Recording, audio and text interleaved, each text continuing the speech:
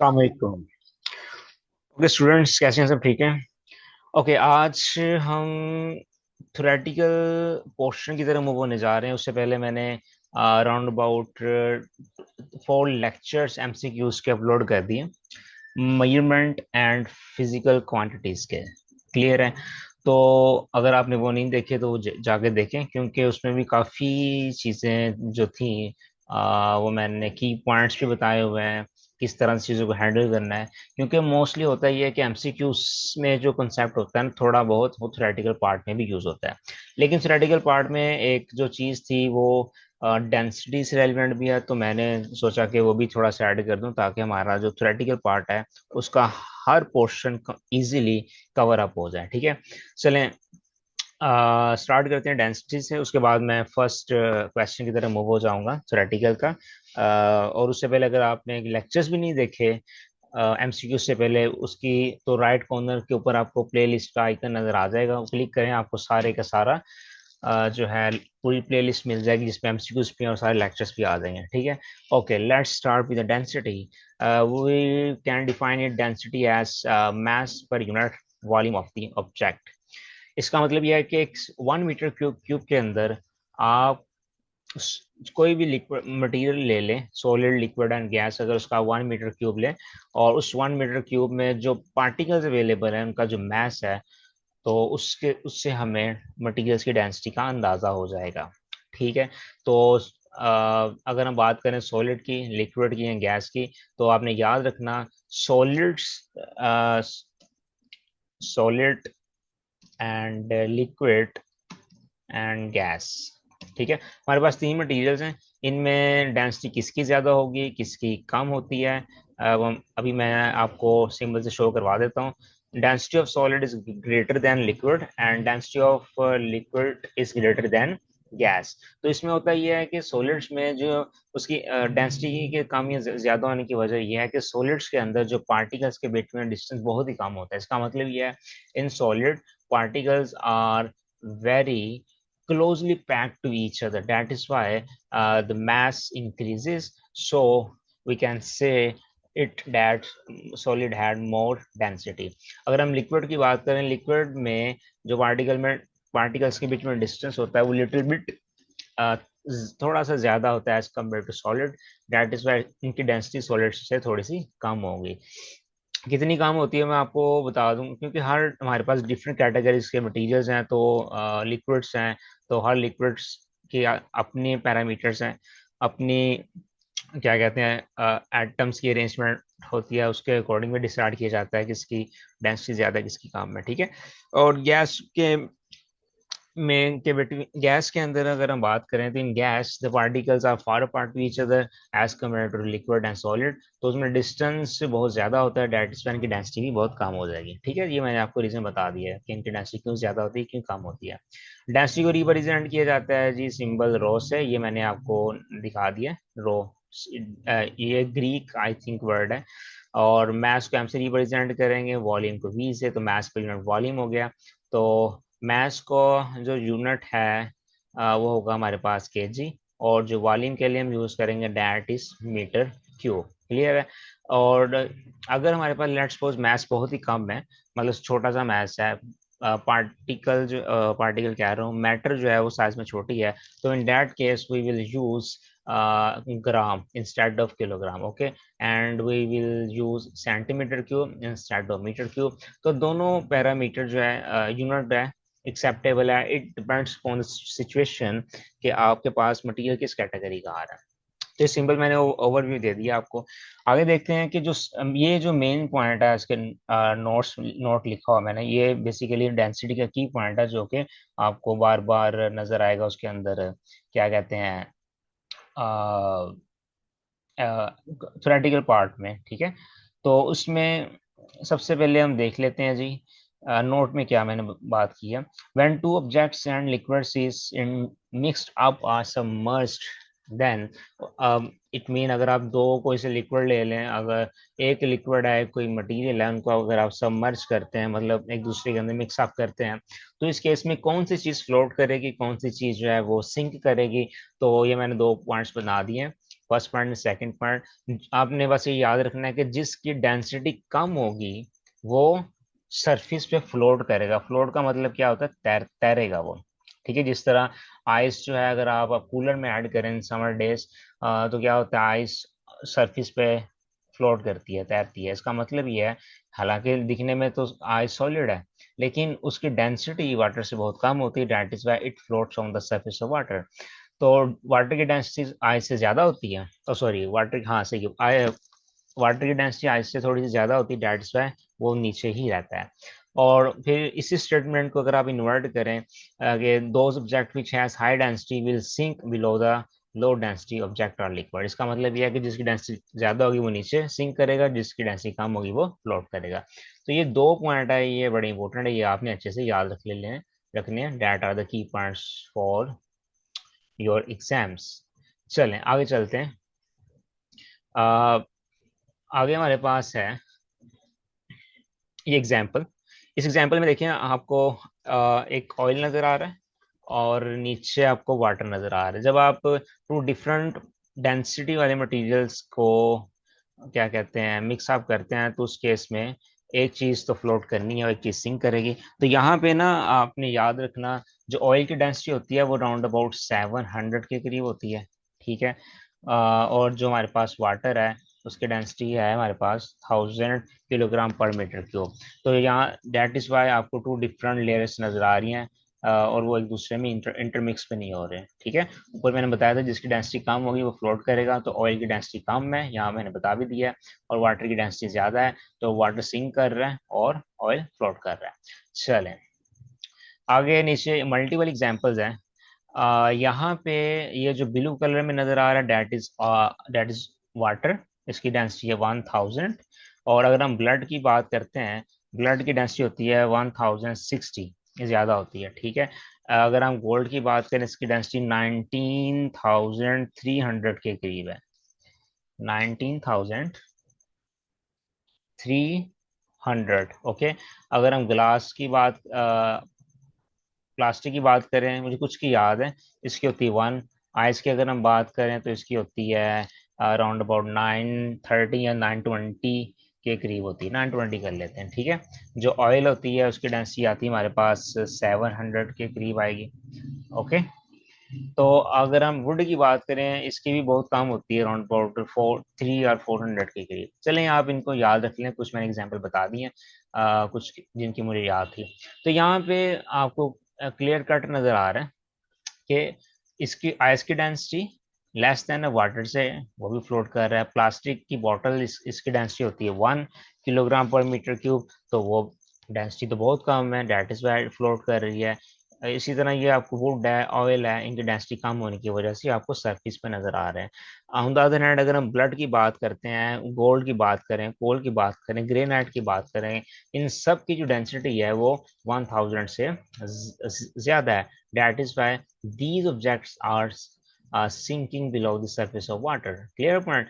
चलें जी, अगर नहीं समझ आ रही तो आप मुझे कमेंट सेक्शन में बता दिया करें, बल्कि मैंने आपको मोबाइल नंबर दिया हुआ है, अगर आप मेरी प्रोफाइल देखेंगे ना जाके उधर यूट्यूब पे, तो आपको स्टार्टिंग वाले लेक्चर्स में भी मैंने मेंशन किया हुआ है, तो आप वहाँ डायरेक्ट कांटेक्ट भी कर सकते हैं। चलिए अब हम चलते हैं अपने थ्योरेटिकल क्वेश्चंस के ऊपर। I hope you have understood what I have delivered to you. Okay जी, ये जी हमारे पास फिजिकल क्वांटिटीज के 2021 टू 2023 के जितने भी हमारे पास आए थे ना वर्जन्स में, मई, जून, अक्टूबर, नवंबर और मार्च में, उनमें से जो जो मुझे मिले मैंने आपके लिए यहाँ पर निकाल के रख दिए हैं। ओके, फर्स्ट क्वेश्चन हम देख लेते हैं जी। Figure 1.1 shows a dripping tap and measuring cylinder. The water drops all have the same volume. The drops falls from the tap at equal time interval. अब उसने यहाँ पे बात की है कि हमारे आपके पास जो है ना, अ, यहाँ पे एक टैप है, टैप से drop drop of water fall कर रहे हैं सिलेंडर में, और जो ड्रॉप है उनका जो वॉल्यूम है वो ऑलमोस्ट सेम ही है। The students collects 200 drop drops in a cylinder, the total volume collected is 60 centimeter cube. Calculate the average volume of one drop of water. उसने कहा है कि स्टूडेंट है, उसने 200 ड्रॉप्स का जो वॉल्यूम, जो 200 ड्रॉप्स हैं उनको कलेक्ट कर लिया है इस सिलेंडर में, और उसने उन 200 ड्रॉप्स का जो वॉल्यूम है वो बता दिया है, दैट इज 60 सेंटीमीटर क्यूब। और आपसे पूछा क्या है, बताएं एक ड्रॉप का वॉल्यूम कितना होगा। तो यहाँ पे मैंने आपको बताया कि अगर इस तरह केस आ जाए तो हमें यहाँ पर मैथ का यूनिट मेथड लगाना है। वो मेथड क्या है वो मैं ये लिख के बता देता हूँ। ये देखें ज़रा, वॉल्यूम ऑफ 200 ड्रॉप्स, कितना हमारे पास है, 60 सेंटीमीटर क्यूब। ठीक है, तो ये मैं ऊपर 3 लिख देता हूँ, सेंटीमीटर क्यूब आ रहा है। आगे हमारे पास वॉल्यूम ऑफ वन ड्रॉप, वो हमारे पास आपने क्या करना है, 60 को डिवाइड कर देना है।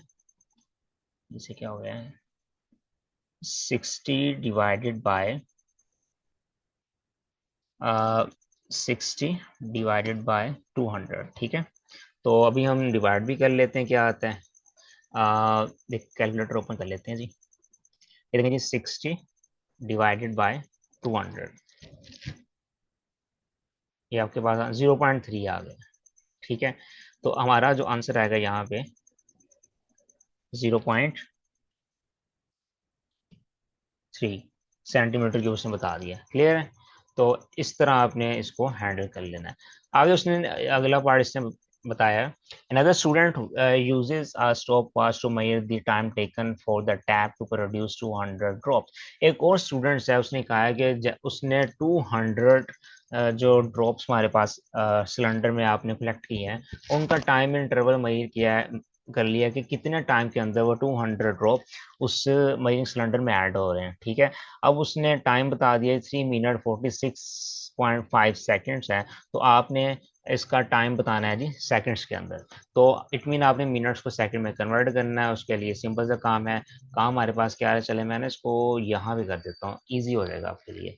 तो 1 मिनट में 60 सेकंड होते हैं, तो 3 × 60 प्लस 46.5 सेकेंड्स। ठीक है, 3 को 60 से मल्टीप्लाई करेंगे, आंसर विल बी 180। 180 प्लस आ जाएंगे हमारे पास 46.5, so we will get around about,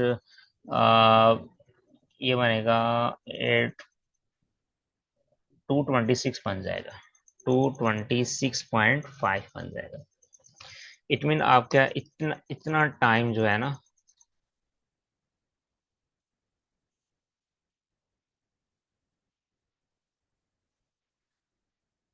ये आंसर में आ गया। क्लियर पॉइंट, 226.5 बन गया।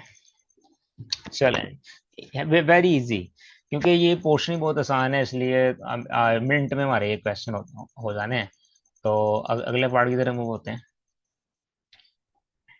Determine the average time interval between one drop starting to fall the next drop starting to fall. उसने ये बात की है कि आपने ये जो टाइम निकाला है ना, ये 200 ड्रॉप्स का था, और आपसे उसने क्या पूछा है कि एक वन ड्रॉप का टाइम बताना है, कितने टाइम में एक ड्रॉप जो है सीधा आगे सिलेंडर में गिर रहा है। तो हमने क्या क्या करना है, टोटल ये जो टाइम है ना उसको डिवाइड कर देना 200 से, आपके पास क्या कहते हैं, एक का निकल आएगा।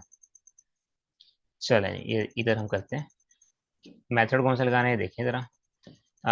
टाइम ऑफ 200 ड्रॉप्स कितना निकला, 226.5 seconds. Time of one drop कितना आएगा, 226.5 डिवाइडेड बाय 200। क्लियर है, तो ये क्या बन गया, 226.5। ठीक है, अब इसको देख लेते हैं क्या है, कैसे करना है।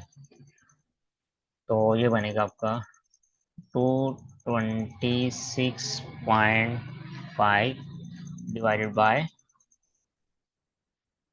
200, ये बन गया जी 1.1 आ गया। राउंड ऑफ कर लेंगे तो हमारे पास आंसर आएगा 1.1।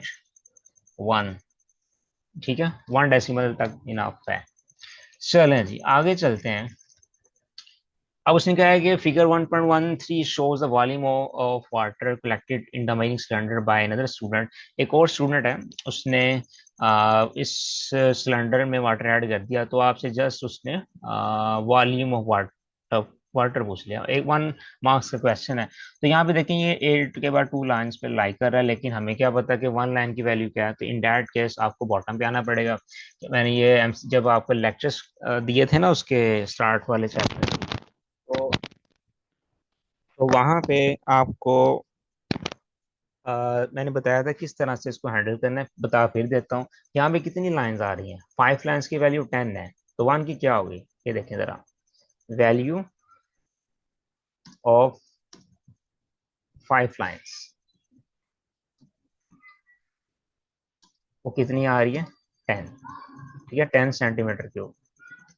ये क्यूब है, ये बेस में आना है, तो पीडीएफ फाइल में लिखनी होता है, इसलिए मैंने साथ ही लगा दिया। Value of 1 line. तो यहाँ पर भी यूनिट मेथड लगाना है, तो बड़ा सिंपल है, 10 डिवाइडेड बाय 5। ठीक है, तो ये बन जाएगा हमारे पास 2 सेंटीमीटर क्यूब। इसका मतलब हमारे पास जो एक लाइन है वो 2 को रिप्रेजेंट कर रही है। तो यहाँ पे देखें 80, 82, 84, कैसा आसान है ना। तो हमारे पास जो आंसर आएगा, यहाँ मैं इसको लिख देता हूँ, our answer will be 84 centimetre cube. अभी तक आप लोगों ने चैनल को अगर फॉलो नहीं किया तो वो कर लें, लाजमी कर लें, क्योंकि यहाँ पर आपको फ्री ऑफ कॉस्ट एक फुल फ्लैच कोर्स मिलने जा रहा है। ठीक है, और अपने दोस्तों के साथ इसको शेयर किया करें। ठीक है, ये आपकी तरफ से अप्रिशिएशन होगी। अगर अगर अप्रिशिएट हमें करेंगे तो हम भी आपको करेंगे। ठीक है, चलें, ये हमारा क्वेश्चन एंड हो गया। हम नेक्स्ट मूव होते हैं सेकंड क्वेश्चन के ऊपर। A student measures the diameter of some identical balls। Figure 1.1 shows the arrangement she uses। अब उसने कहा है कि यहाँ पर एक स्टूडेंट है, वो क्या कर रही है जी, कुछ स्टील के आइडेंटिकल बॉल्स हैं। आइडेंटिकल बॉल मीन उनका डायमीटर सेम और उनका मास भी सेम होगा। ठीक है, और उसने ये अरेंजमेंट यूज की है। ठीक है, और using the ruler in figure determine the distance A B. ये वाला A to B distance measure करना आपने कैसे करेंगे, तो आपने याद रखना, मैंने बताया था, अगर इस तरह का सिनेरियो आ जाए जहां पे हमारा जो स्टार्टिंग पॉइंट है वो 0 से नहीं हो रहा, then in that case you have to find out the value of start point and end point. End कहाँ पे लाई, पहले हम स्टार्ट की बात कर लेते हैं। ये बन रहा है जी 1.5 सेंटीमीटर। क्या है जी? ये आ रहा है कहाँ पे? 1.5 सेंटीमीटर पे। ठीक है, और ये हमारा बन रहा है जी 5.5678, 5.8 आ रहा है। ठीक है, 5.8 सेंटीमीटर। क्लियर है? तो हम देन आपने लेंथ का इंटरवल देख लेना है कि फाइनल माइनस इनिशियल करोगे, ये जो डिफरेंस आएगा, that difference will be the length from A to B. तो यहाँ पर आप क्या करोगे, 5.8 सेंटीमीटर माइनस 1.5 सेंटीमीटर, 1.5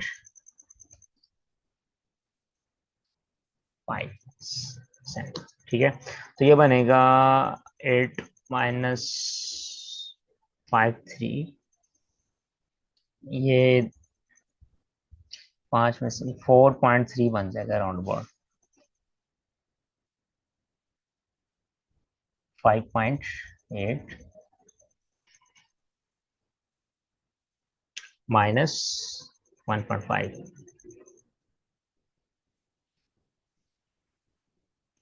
तो ये बनेगा आपका 4.3 बन जाता है। ठीक है, चले, 4.3 आ गया, सिंपल है। तो यहाँ लिख देता हूँ 4.3।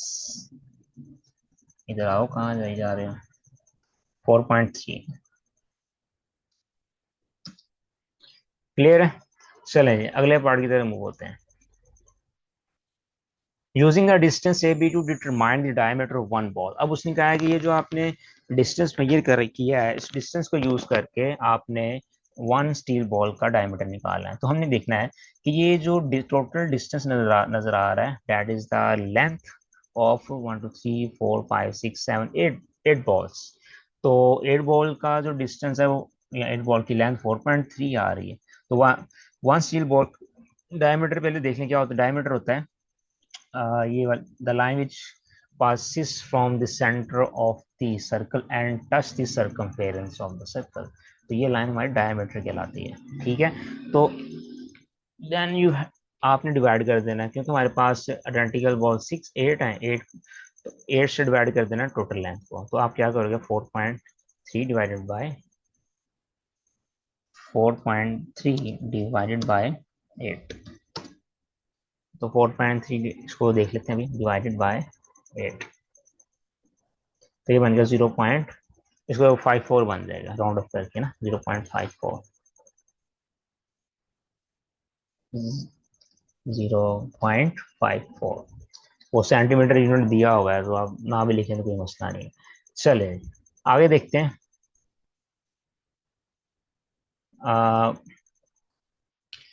The mass of some steel ball is 54 gram and total volume of these steel ball is this one।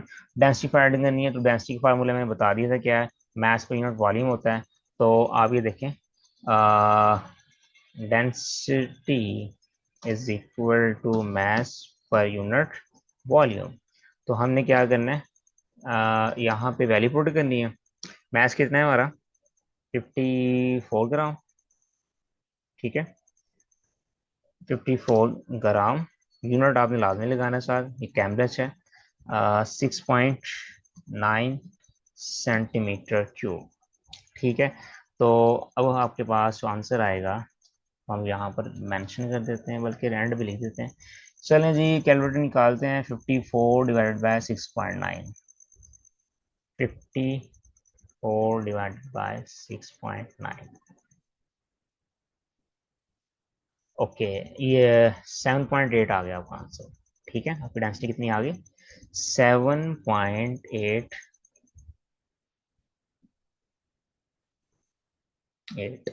ग्राम पर सेंटीमीटर क्यूब। क्लियर पॉइंट यहाँ तक। चलें आगे चलते हैं। आगे हमारे पास है third question. Figure shows two strips of staple. ये जो स्टेपलर यूज करते हैं ना हम पेजेस को पिन करने के लिए, ये उसकी स्ट्रिप है। अब इसकी जो विथ है वो ये मेंशन, विथ कहते हैं टोटल जो इसकी चौड़ाई होती है, ठीक है। और एक वन विथ में जो हमारे पास जो स्टेपलेस आ रही है 40 आ रही है, मतलब ये 40 छोटे छोटे पीस नजर आ रहे हैं आपको, ठीक है। द विथ वन स्ट्रिप ये आपको विथ बता दी गई है 56 मिलीमीटर है, देयर आर 40 स्टेप। और हर विथ में या हर स्ट्रिप में आपको 40 स्टेपलेस नजर आएंगे। तो आपने विथ बतानी है वन स्टेपल की। कैसे करेंगे आप, 40 कितनी है, वन स्टेपल क्या होगी, मैं आपको यहाँ पर यूनिट मेथड लगा के दिखा देता हूँ, क्योंकि क्योंकि ऊपर भी हमने यूज किया है, तो होपफुली तो आप यहाँ पर भी अप्लाई कर सकते हैं। अप्लाई होना ही है तो ये देखें जी, विथ ऑफ 40 स्टेपलेस कितनी आ रही है, 56 मिलीमीटर। तो वन की क्या होगी, width of one stepless is 56 millimetre divided by 40। तो 56 डिवाइडेड बाय 40 आपका आंसर बनेगा 56 डिवाइडेड बाय 40। तो 1.27 1.3 के करीब आ गया, ठीक है। 1.3 कर देते हैं, आ गया, ठीक है। ओके आगे चलते हैं। A student wants to find the volume of one strip of 40 staplets. The student has measuring cylinder and a beaker of water as shown। अब उसने कहा कि नीचे आपको प्लेटस नजर आ रहा है, तो मैंने आपको इससे पहले अगर हम बता दूं कि मैंने आपको जो आई थिंक थर्ड लेक्चर था या सेकंड लेक्चर था। राइट कॉर्नर पे आपको उसका ना वो बटन नजर आ रहा होगा, उस पर क्लिक करेंगे ना आपको सारी डिटेल मिल जाएगी कि आप किस तरह से इरेगुलर ऑब्जेक्ट का वॉल्यूम मेजर कर सकते हैं। Clear point.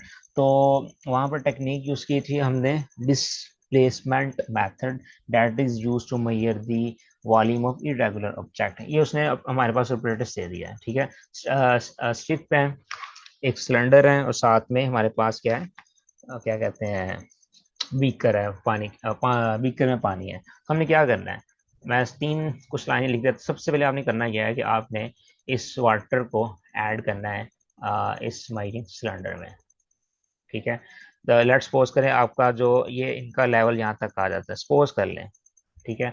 और यहाँ पे मैं क्या देता हूँ, आपने जब वाटर ऐड कर देना है तो यहाँ से V1 वॉल्यूम आपने फाइंड कर लेना है, इनिशियल वॉल्यूम। देन आपने क्या करना है, इस स्टेपलर्स को इसमें ऐड कर देना है, सबमर्ज कर देना है, ठीक है। सपोज करें ये आपके पास यहाँ पे सबमर्ज हो गई है, तो it that step that strip will occupy some volume in that water.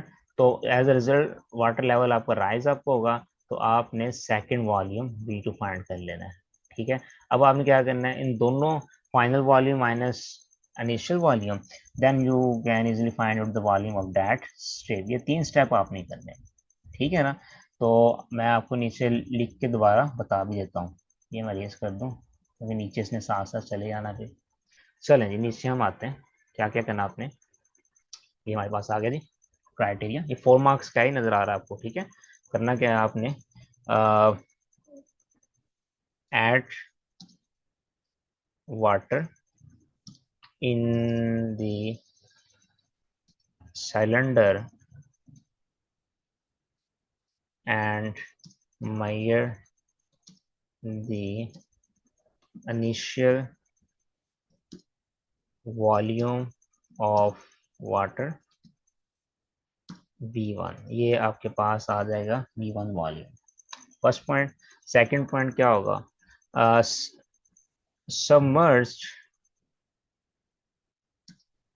submerge the strip in the cylinder and measure, and water level will rise up, water level will rise up, ठीक है। फिर क्या होगा, find the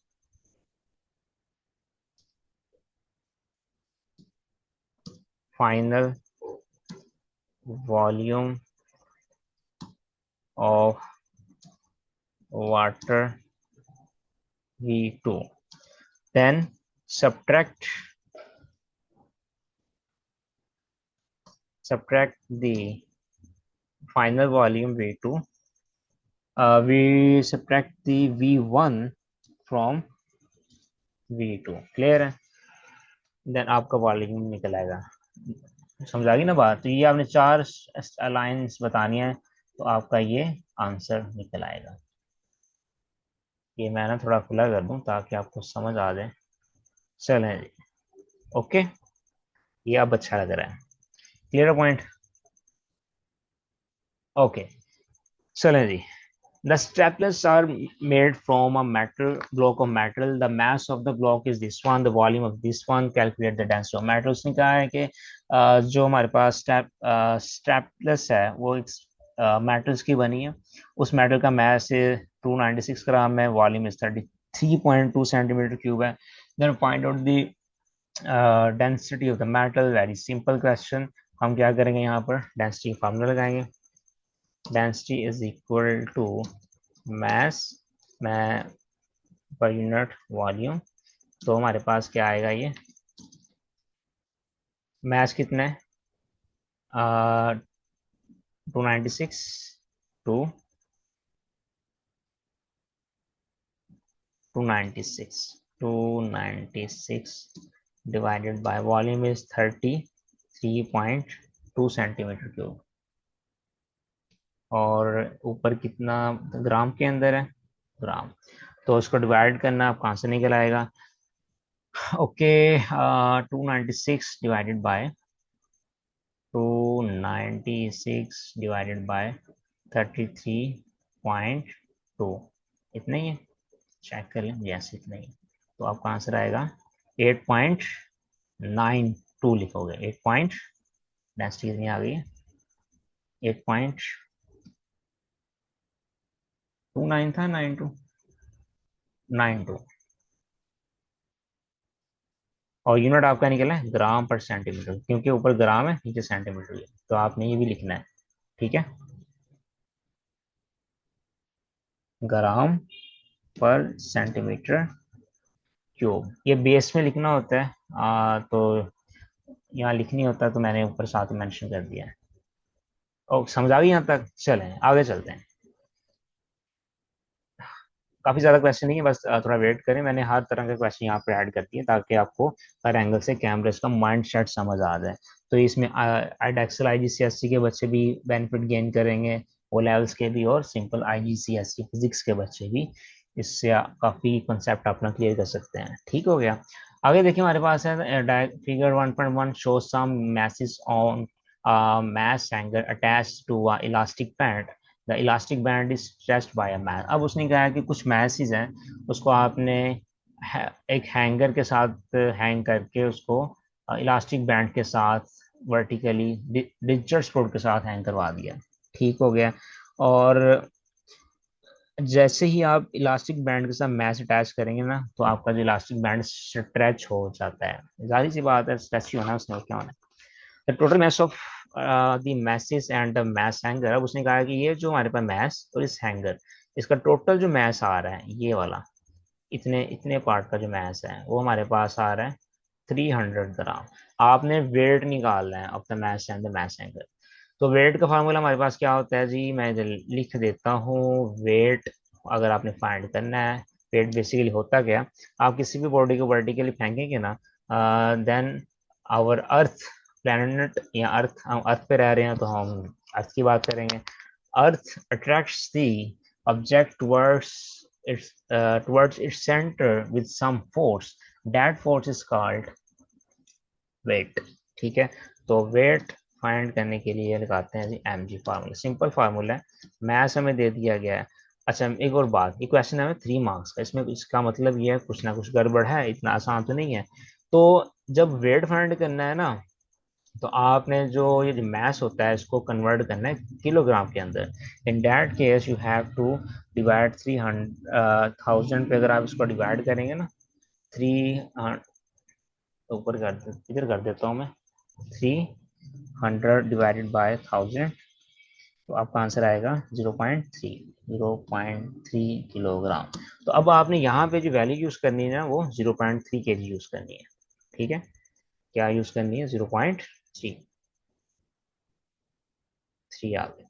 ठीक है, multiply करवा देना, जी की वैल्यू होती है 10 जो हम मोस्टली यूज करते हैं, तो आपका आंसर आएगा 3 न्यूटन। क्लियर है? आई hope you can easily understand it. हमें वेट क्या चाहिए, मैथ किस में चाहिए, ये आपको नजर आ रहा है किसमें?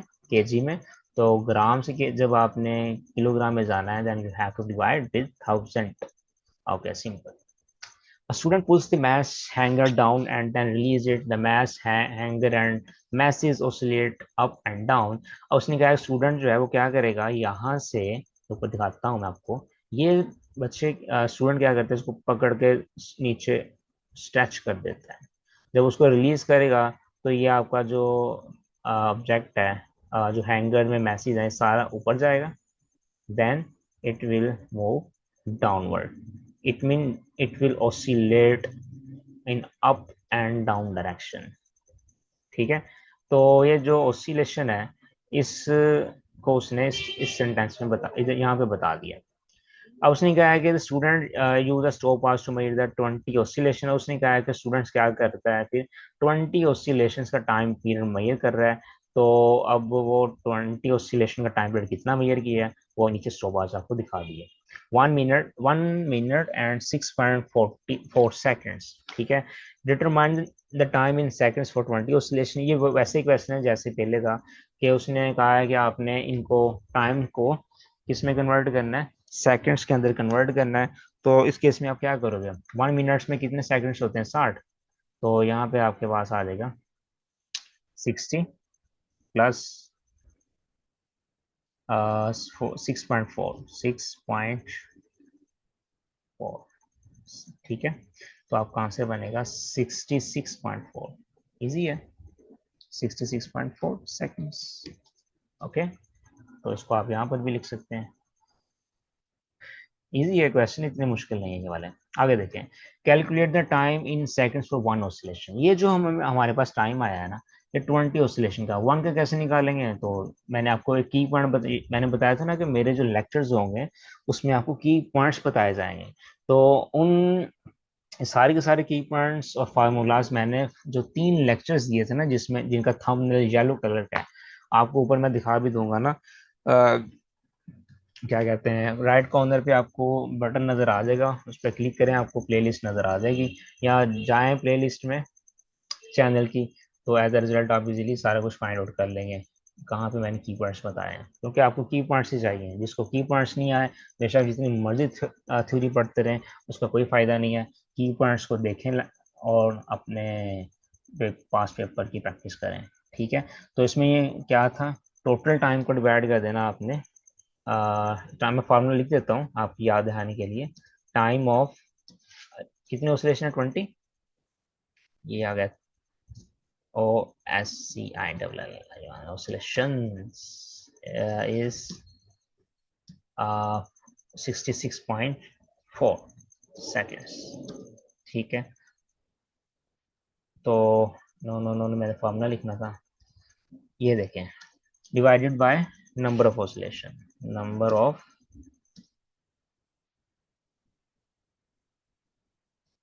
तो ये हमारे पास फार्मूला है। टाइम कितना था हमारा, 66.4 divided by number of oscillation 20 दिया, 20 से डिवाइड करना है, then you can easily find out your answer. आपने क्या करना है जी, कैलकुलेटर अपना ओपन कर लें जी। तो यहाँ पे जाकर आपने 66.4 डिवाइडेड बाय 20 लें जी, 3.32, सिंपल, आपका आंसर आ गया 3.32 सेकेंड। सेकेंड लिखा हुआ है तो हमें नहीं जरूरत लिखने का, ना लिखा हो तो आपको लिखना पड़ेगा, अदरवाइज उन्होंने मार्क्स काट लेने हैं। तो ये मैं फॉर्मूला इसलिए लिख रहा हूँ कि इसका एक नंबर मार्क मिलेगा, डाटा पुट करने का भी मार्क्स है, ठीक है। तो याद रखना आप लोगों ने। आगे देखिए, लास्ट क्वेश्चन है जी, लास्ट पार्ट इस क्वेश्चन का। When the student pulls the mass hanger down, energy is stored in elastic band as elastic potential energy. Describe what happens to this energy stored when the students release the mass hanger and it moves upward. ये 2 marks का question है, मैं बता देता हूँ ये कहना क्या चाह रहा है। उसने कहा है, ये बेसिकली एनर्जी से रेलिवेंट है, ये हम अभी हमने पढ़ा नहीं है, बता भी देता हूँ करना क्या है। उसने कहा है कि जब आप इस बैंड को नीचे स्ट्रेच करते हैं तो उसके रिजल्ट में, जैसे इसको स्ट्रेच किया तो इस ये भी स्ट्रेच होगा, ये इसके पास जो एनर्जी आएगी वो इलास्टिक पोटेंशियल एनर्जी है, ठीक है। लेकिन जब ये अपवर्ड मूव करेगा डाउन, ऐसे डाउनवर्ड, तो इन दैट केस यहाँ ये जो हमारे पास मैसेज है, ये जो एनर्जी रिलीज गेन करेंगे, वो गेन करेंगे, एक तो पोटेंशियल एनर्जी आएगी, ठीक है, और साथ में काइनेटिक एनर्जी। मैं बताता हूँ इनमें फर्क क्या है। एक आएगी काइनेटिक एनर्जी, ठीक है। अब होता क्या है, इलास्टिक पोटेंशियल एनर्जी कन्वर्ट होगी काइनेटिक में, क्योंकि जब आप उसको रिलीज करेंगे वो मोशन में आएगा। The energy possessed by a body due to its motion is called kinetic energy, ठीक है। और जब वो मैक्सिमम पोजीशन पे पहुंचेगा हाइट पे, then kinetic energy will be convert into the potential energy. तो ये आपने वहां पर मेंशन कर देना है, क्लियर है। Elastic potential energy convert into kinetic energy, and kinetic then it will convert into potential energy. Okay, easy है। और लेक्चर, और अभी तक अगर आपने चैनल को सब्सक्राइब नहीं किया तो कर लें। लें जी, 5th क्वेश्चन, एंडिंग में जा रहे हैं। तो A student uses a ruler to measure the length of a piece of a wire. एक स्टूडेंट है जी, उसके पास एक वायर है, उसके वो लेंथ मेजर करना चाह रही है, स्केल नजर आ रहा है। Use the ruler in figure 1.1 to determine the length of piece of wire. उसने कहा कि आपने इस की क्या फाइंड करनी है जी, इस वायर की लेंथ मेजर करनी है स्केल को यूज करके। अब यहाँ सबसे पहले आपको पता होना चाहिए कि लाई कहाँ पे कर रहा है। ये कर रहा है जी 1.5 1.6 पे लाई कर रहा है, 1.6 सेंटीमीटर पे लाई कर रहा है। और एंड पॉइंट हमारा कहाँ पे हो रहा है जी, ये देख लें जरा, ये देखें 14.8, 14.8 सेंटीमीटर आ रहा है। ठीक है ना। अब आपने क्या इन दोनों का डिफरेंस ले लेना है, क्योंकि ये क्वेश्चन अभी ऊपर आपने भी किया है तो आपने करना है 14.8 सेंटीमीटर माइनस 1.6। ये आपने इधर लिखना है, साथ मेंशन करना है कि आप कर क्या रहे हो। डायरेक्ट आंसर ना लिख देना, आपका फिर एक नंबर कट जाएगा। क्योंकि जब अगर आप मार्क्स की देखें ना, कैम्ब्रिज की, ओ लेवल्स की देख लें, एडेक्सल आईजीसीएसई की देख लें, आईजीसीएसई फिजिक्स की देख लें, तो आपको इन चीज़ों में फोकस करना होगा। ठीक है, वहाँ प्रॉपर लिखा होता है कि मार्क्स किस तरह से डिस्ट्रीब्यूट है। तो ये बनेगा आपका उधर से गया 13.2, 13.2 सेंटीमीटर लिखा हुआ है, चलें इतना लगा। ठीक है, चलें आगे।